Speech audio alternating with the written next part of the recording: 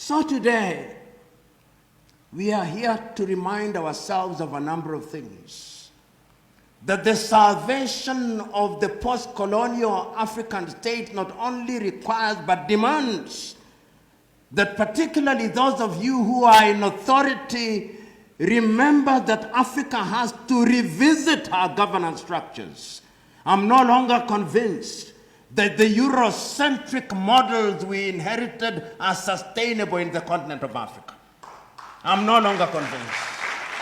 Number two, I'm no longer convinced that African countries operating as solo individual countries have the strength to withstand the tsunamis that are being unleashed from other parts of the world, that we must now move towards working as one unit.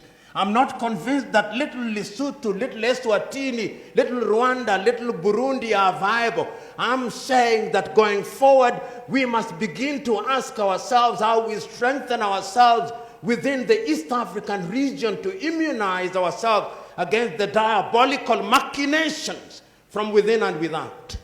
And that it should be happening in East Africa, it should be happening in Southern Africa, in Western Africa, in Central Africa, in the Horn, in the Maghreb, and ultimately have an Africa that speaks with one voice.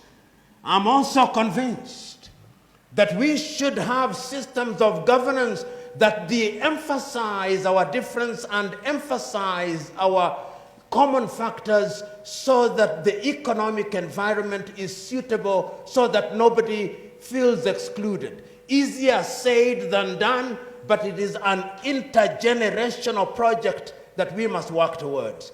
I can say more, but I believe that question and answer sessions will allow for people to tease out some of the critical issues. I beg to rest.